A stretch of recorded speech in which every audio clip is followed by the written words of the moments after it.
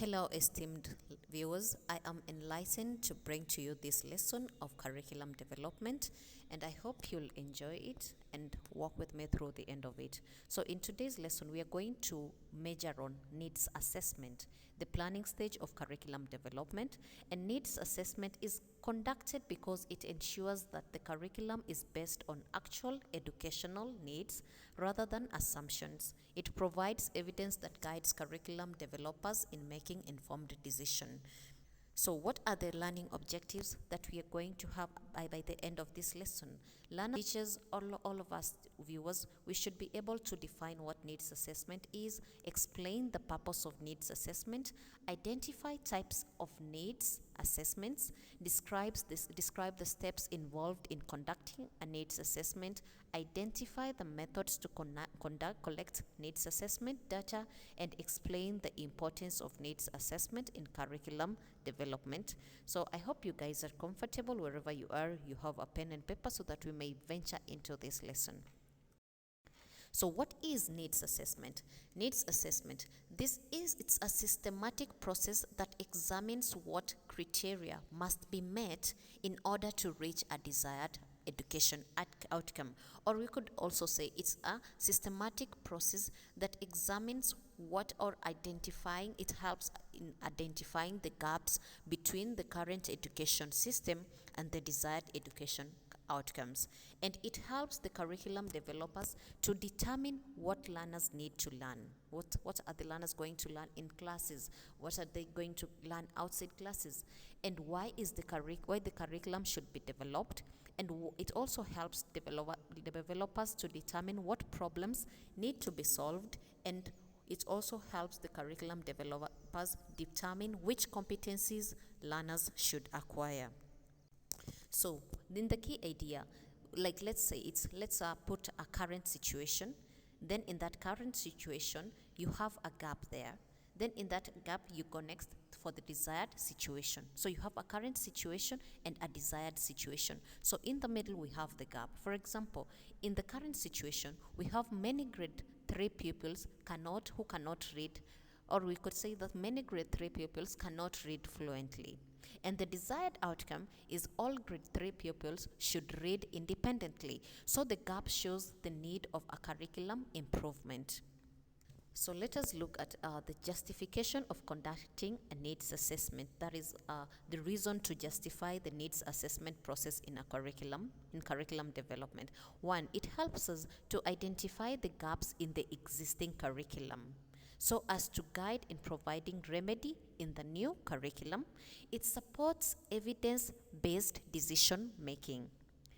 That is, it provides evidence-based data, information to inform policy decision-making in the education sector, and it also helps identify the changes in the society in order to ensure relevance of the new curriculum. It provides evidence-based data, like you get the evidence directly, not assumption, but evidence-based data. And it forms the basis for establishing curriculum objectives to align with expectations of those involved. Like it forms the basis, that is the foundation. Then it helps to establish community values and beliefs for integration in the new curriculum.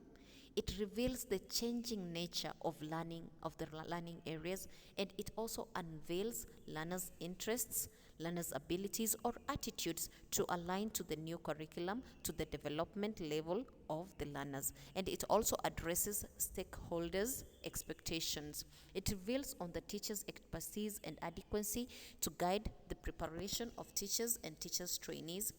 That is also, it promotes engagement of stakeholders for them to focus and reflect on education process.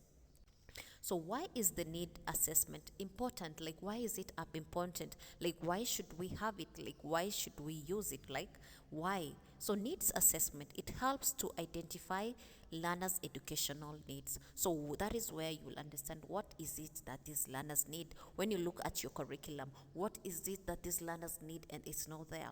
It identifies It identifies that. It also determines societal expectations outside in the society. What is there that should be involved? What is in the outside that is changing, that should be brought here, so that at the end of it all, our learners, when they come out outside there, they're able to live well in the society out there. It also identifies the knowledge and skills gaps. It avoids developing irrelevant curriculum. So once we have these needs assessment in the planning of a curriculum development, it will help us to avoid developing some things that are irrelevant, but things that are relevant, right?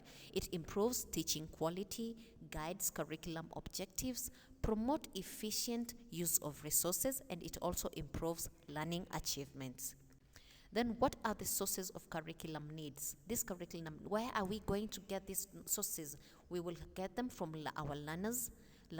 That is, when we look at our learners, what are their interests? What are their abilities? What are their learning talents? What are the learning difficulties? That is where we will get our needs assessment. And then from the society, we look at the culture out there, the national values, the community expectations, then the labor market, that is the economy, the job requirements, because technology, logical changes, professional skills.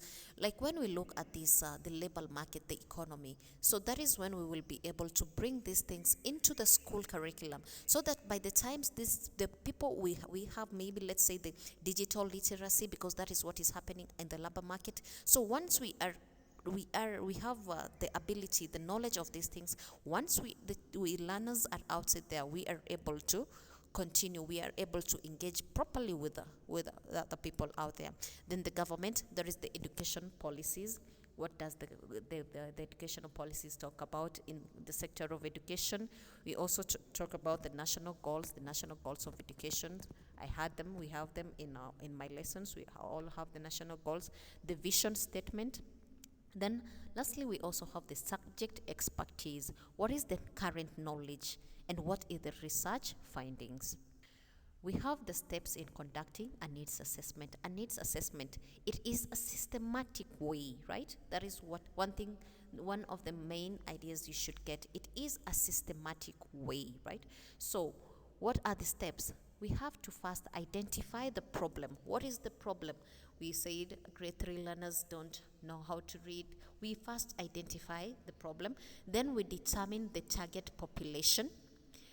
Then after that, we have determined the target population of which we really want this to happen, right? We begin to collect the information from from the sources. Then we analyze all this data that we have got. After we have analyzed them, we prioritize needs. Which needs we should be met first, because there will be many, so we have to prioritize the needs. Then we make recommendations, then use these findings in the curriculum planning.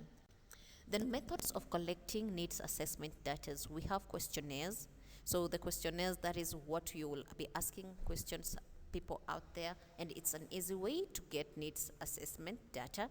In interviews, at least in interviews, you get intimate with this person, you get to understand, you get to get the real information from the person. Then through observations, maybe let's say in classrooms, you are the developer, curriculum developers, we send those people, so they sit in the classrooms, then we look at what happens in our classrooms. Then we have focus group discussions. What does this group has to say? What does the other group has to say? Then we have the document analysis. Then what are the stakeholders involved in needs assessment? It involves learners, the learners that they are going to be in this curriculum.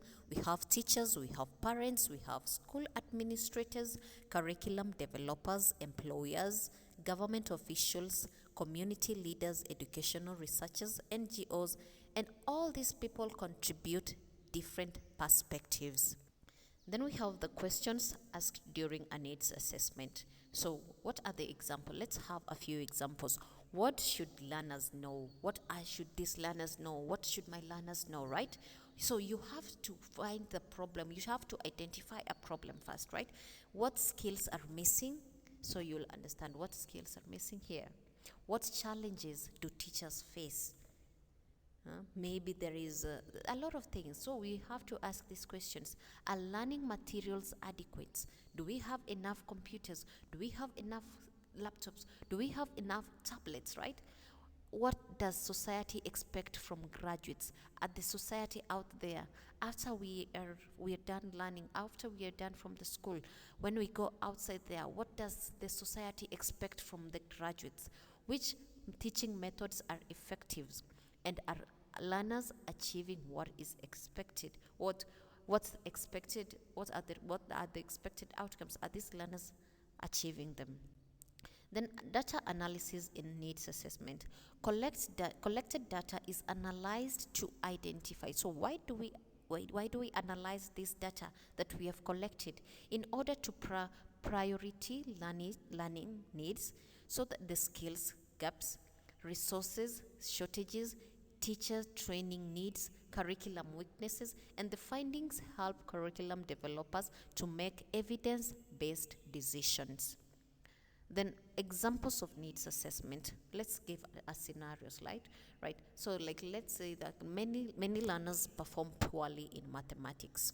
So the needs assessment findings. We will find that there are few mathematics teachers. Then the learners lack learning materials. There are limited teaching trainees or negative learning attitudes and inadequate instructional time.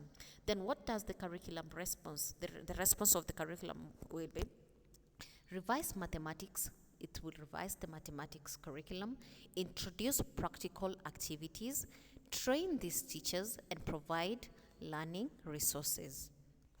So what are the benefits of a needs assessment? The needs assessment, it improves curriculum relevance.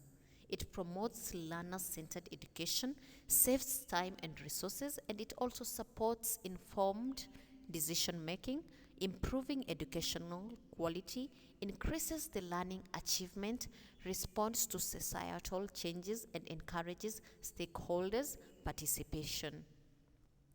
And the challenges, everything has a challenge. And so what are the challenges of needs assessments? Some challenges include lack of funding. There would be, because this is a process, it's not something that happens abruptly or once. It's something that there is planning. So we may experience lack of funding at the end or at the beginning of this stage of the need assessments, because you looking at the sources where we're going to find this information. So lack of funding may be one of the challenges. Inadequate data, not finding enough data outside there, or maybe not everybody is willing to talk to you. So inadequate data, these are challenges. Limited stakeholders participation, time constraints, there is limited time, political interference. Maybe let's say once we are on the needs assessment, then the politics come in. Every politician wants this and this. So political interference, resistance to change. You may have a society that doesn't want to change from what it knows. So the resistance can be a problem. Then poor data analysis. When we are trying to prioritize the collected data, there may be poor data analysis and rapid technological changes. So in summary, needs assessment is the foundation of curriculum planning. It helps curriculum developers identify educational gaps, gather evidence, involve stakeholders, develop relevant learning experiences, and also improve learners' outcomes. Without needs assessment, curriculum development may fail to address real educational problems. A curriculum that is based on proper needs assessment is more relevant, effective, and responsive to the needs of the learners and society. I hope you have a clear understanding of what we have talked about, and in the next lesson we shall look at the policy formulation. Have a blessed time.